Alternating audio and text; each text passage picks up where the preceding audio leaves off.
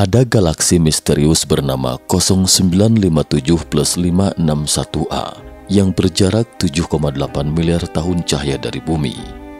Para ilmuwan memprediksi, jika kita menggunakan perangkat khusus untuk mengamati galaksi ini, ia akan menghilang dalam sekejap, seperti proyeksi 3 dimensi virtual. Apa yang kita bicarakan hari ini bukanlah alur cerita dalam novel fiksi ilmiah. Ini adalah eksperimen terkenal yang menggemparkan komunitas fisika. Eksperimen ini menunjukkan bahwa peristiwa yang terjadi 7,8 miliar tahun yang lalu akan berubah karena pengamatan manusia 7,8 miliar tahun kemudian. Bagaimana mungkin mengubah masa lalu? Apa yang terjadi sebenarnya? Terkait ini, mari kita mulai ceritanya dari awal. Misteri waktu. Kita kilas balik sejenak ke awal musim semi tahun 1979. Salju tebal kembali turun di Observatorium Nasional Kitt Peak, observatorium terbesar di belahan bumi utara. Malamnya lingkungan di luar tampak jernih dan bening setelah salju berlalu. Astronom Inggris, Dennis Walsh, memanfaatkan kesempatan langka ini untuk memotret konstelasi Ursa Major di langit malam belahan bumi utara. Karena pemotretan sudah dipersiapkan dengan baik dan resolusi foto juga berkualitas tinggi, firasat Walsh mengatakan bahwa mungkin ada beberapa penemuan astronomi baru. Dan benar saja, beberapa hari kemudian, Walsh dan timnya menemukan sepasang galaksi misterius di konstelasi Ursa Major. Dengan menganalisis pergeseran merah galaksi dan spektrum yang terlihat, para ilmuwan terkejut menemukan kedua galaksi ini sangat mirip bagaikan sepasang galaksi kembar. Walsh kemudian menamainya kuasar kembar 0957+561A dan 561B. Ini adalah kali pertamanya manusia mengamati galaksi kembar. Sungguh luar biasa. Tapi pertanyaannya, kenapa bisa ada galaksi kembar di alam semesta? Kuasar kembar juga dikenal sebagai quasi-stellar object, disingkat QSO ganda, QSO kembar, atau QSO 0957+561. Untuk diketahui, kuasar merupakan inti galaksi aktif yang sangat energetik dan sangat kuat. Objek ini memancarkan energi yang sangat besar. Namun karena jaraknya yang sangat jauh dari bumi, kuasar akan tampak seperti bintang biasa jika dilihat melalui teleskop. Dari hasil penelitian mendalam, Walsh percaya bahwa itu bukan galaksi kembar tetapi satu galaksi. Yang tampak dalam foto adalah dua gambar dari galaksi yang sama. Tim peneliti kemudian menerbitkan sebuah makalah dan menemukan bahwa ini adalah fenomena lensa gravitasi pertama yang diamati dalam sejarah manusia. Apa itu lensa gravitasi? Pelensaan gravitasi merupakan salah satu prediksi dari teori relativitas umum Albert Einstein. Pada awal tahun 1936, Einstein memprediksi bahwa karena distorsi ruang waktu di sekitar benda langit masif, sehingga cahaya akan mengalami pembengkokan ketika melewati sekitar benda langit masif, dan dari pengamatan akan terlihat satu atau lebih bayangan yang terbentuk karena pembengkokan cahaya. Fenomena ini disebut lensa gravitasi. Menurut Walsh, mungkin ada lubang hitam besar antara kuasar 0597+561 dan bumi. Lubang hitam membentuk lensa gravitasi, dan cahaya yang dipancarkan oleh kuasar 0957+5661 dibiaskan menjadi dua sinar cahaya setelah melewati lubang hitam, dan masing-masing cahaya menyinari bumi. Jadi ada dua galaksi yang sangat mirip dalam foto terkait di atas. Dan gelombang suara oposisi pun berkumandang tak lama setelah makalah itu diterbitkan. Pada pertengahan 1979, astronom David Roberts kembali menangkap kuasar 0597+561A dan 561B lagi dengan menggunakan Square Kilometer Array di New Mexico, AS. Dia menemukan pancaran berkas materi terionisasi di pusat kuasar 561A, tetapi tidak ada kuasar 561B. Jika 561A dan B adalah sebuah galaksi yang sama, mengapa yang satu memiliki pancaran sementara lainnya tidak? Ini adalah bukti kontra yang cukup kuat. Apakah 561A dan 561B merupakan satu galaksi atau dua galaksi? Sebelum teka-teki ini terpecahkan, seorang fisikawan terkenal yang mendengar hal ini pun segera mengemukakan eksperimen fisika yang sangat mengejutkan. Dia mengatakan bahwa galaksi misterius di Ursa Major ini berpotensi menumbangkan kausalitas, dan ini bisa membuktikan hari ini akan mengubah sejarah masa lalu. Pada tahun 1979 ketika itu, fisikawan teoretis John Wheeler secara resmi mengusulkan eksperimen pemikiran yang disebut percobaan pilihan tertunda Wheeler di sebuah konferensi untuk memperingati kelahiran Einstein yang ke-100 tahun. Wheeler mengatakan bahwa perilaku pengamat saat ini dapat mengubah sejarah dari apa yang terjadi di masa lalu. Menurut pengalaman kita di dunia makro, sama sekali tidak mungkin mengubah masa lalu. Tetapi di dunia mikro, fenomena ini terjadi sepanjang waktu dan telah diamati oleh manusia. Ini adalah percobaan celah ganda. Percobaan celah ganda merupakan eksperimen berupa pancaran berkas cahaya yang dibuat berdifraksi melalui dua celah, menciptakan fringe atau pola seperti gelombang di layar. Fringe ini atau gangguan memiliki bagian terang dan gelap sesuai dengan cahaya yang mengalami gangguan membangun dan merusak.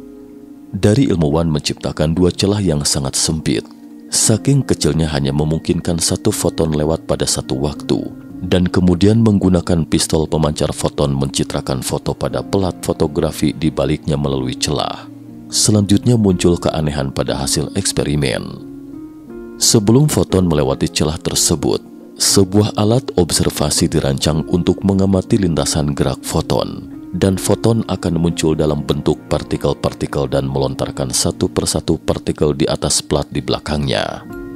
Jika tidak diamati, foton akan berbentuk gelombang dan seakan terbelah dua. Setelah melewati celah, interferensi atau garis putus-putus akan muncul di plat bawah dengan mengganggu dirinya sendiri. Foton seakan memiliki kecerdasan. Jika Anda melihatnya, ia akan berubah dalam bentuk partikel. Sebaliknya jika Anda tidak melihatnya, ia akan berubah dalam bentuk gelombang. Kenapa foton bisa tahu ada orang yang sedang mengawasi mereka? Karena waktu tidak ada, kata Wheeler menjelaskan. Percobaan pilihan tertunda Wheeler mencoba menjelaskan hal ini. Pertama, dia menyiapkan sebuah pistol foton. Foton dapat menempuh dua jalur, yaitu jalur A yang dibiaskan oleh cermin pemantulan total dan masuk ke titik pengamatan A, atau jalur B yang dibiaskan oleh cermin pemantulan total dan masuk ke titik pengamatan B. Wheeler menyiapkan cermin semi-transparan di titik awal. Dengan cara ini, foton memiliki kemungkinan 50% untuk mengambil rute A dan diamati oleh titik pengamatan A, atau kemungkinan 50% mengambil rute B dan diamati oleh titik pengamatan B. Wheeler menghubungkan dua jalur A, B, dan cermin semi-transparan di sirkuit paralel C, karena cermin semi-transparan memiliki kemungkinan 50% untuk melewati atau merefleksi, sehingga orang-orang tidak dapat lagi mengetahui apakah foton itu menuju jalur A atau jalur B. Dan hal yang aneh kembali terjadi. Ketika foton mengetahui, orang-orang tidak dapat mengetahui rute perjalanannya. Foton itu kembali muncul dalam bentuk gelombang dan seakan melewati jalur A dan B pada saat bersamaan, kemudian berinterferensi dengan dirinya sendiri dan kembali membentuk garis interferensi di titik pengamatan. Untuk mengamati lebih lanjut garis interferensi ini, para peneliti menyesuaikan metode penerimaan dari dua titik pengamatan A dan B. Mereka menyesuaikan jalur optik sehingga salah satu titik pengamatan dapat melihat titik puncak gelombang yang digabungkan dan tampak lebih terang daripada sebelumnya.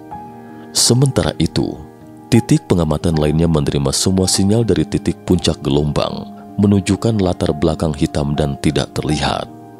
Berikutnya adalah bagian paling inti dari percobaan Wheeler. Pertama, melepaskan seberkas foto dulu. Ketika foton bergerak setengah jalan, cermin semi-transparan kedua tiba-tiba naik. Lalu apa yang akan terjadi selanjutnya?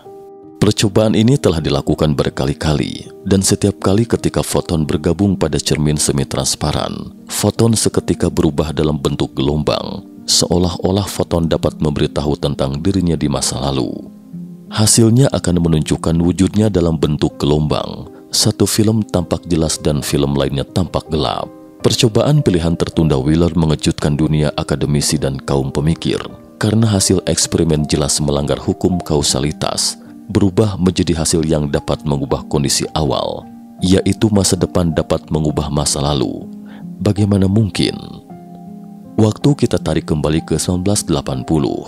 Suatu hari, Wheeler mendengar tentang penemuan lensa gravitasi Dennis Walsh. Otak unik Wheeler pun kembali berputar. Dia berpikir bukankah itu adalah eksperimen celah ganda skala kosmik. Dia pun segera merancang percobaan pilihan tertunda kosmik. Ide eksperimentalnya seperti ini. Pertama, cahaya yang dipancarkan oleh galaksi juga terdiri dari foton dan juga dapat dicitrakan pada film. Kedua, lubang hitam yang tersekak antara bumi dan kuasar 0957+561A dapat dianggap sebagai sebilah lensa. Ketiga, dua foto galaksi dan cahaya yang melewati celah ganda itu sebenarnya merupakan prinsip yang sama selama mengamatinya dengan dua teleskop astronomi.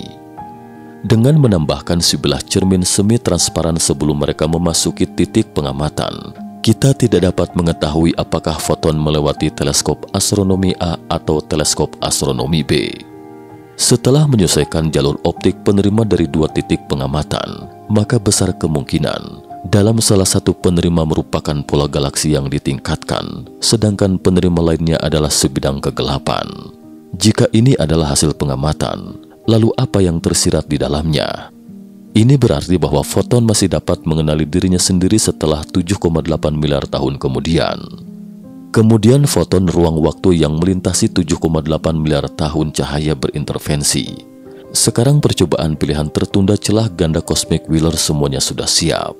Satu-satunya yang perlu dibuktikan adalah bahwa kuasar 0597+561A dan 561B adalah galaksi yang sama. Tetapi justru hal inilah yang membuat orang garuk-garuk kepala bingung. Seperti yang disebutkan sebelumnya, bahwa ada pancaran berkas materi terionisasi yang sangat besar di kuasar 0957+561A yang menunjukkan bahwasanya mungkin pernah terjadi ledakan supernova di galaksi ini, tetapi tidak di kuasar 0957+561b.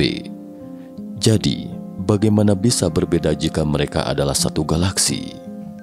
Kita kilas balik lagi ke tahun 1983.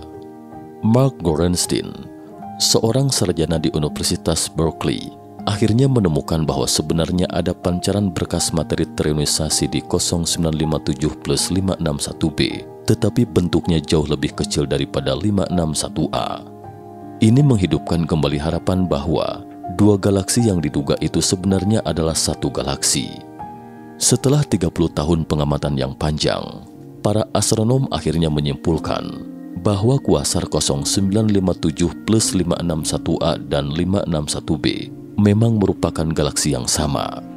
Dan yang diterima di bumi itu adalah cahaya yang dibiaskan dari dua sudut yang berbeda dari galaksi yang sama. Adapun terkait mengapa gambar kedua galaksi itu terdapat perbedaan, para ilmuwan juga telah memberikan jawabannya. Ternyata, lubang hitam yang terletak di antara bumi dan galaksi 0957+561 juga dikatakan oleh para astronom sebagai objek magnetosfer yang runtuh, yaitu objek bermassa masif dan tidak seragam. Cahaya akan mengalami kepunahan yang bervariasi setelah melewatinya, sehingga 561A tiba di bumi sekitar 14 bulan lebih awal dari citra 561b. Berdasarkan perhitungan ini, cahaya 561b menempuh jarak sekitar 110 juta tahun cahaya, lebih jauh dari 561A. Inilah sebabnya mengapa galaksi yang sama menghasilkan dua gambar yang berbeda. Setelah mengetahui fakta ini, percobaan pilihan tertunda celah ganda kosmik Wheeler tidak dapat direalisasikan.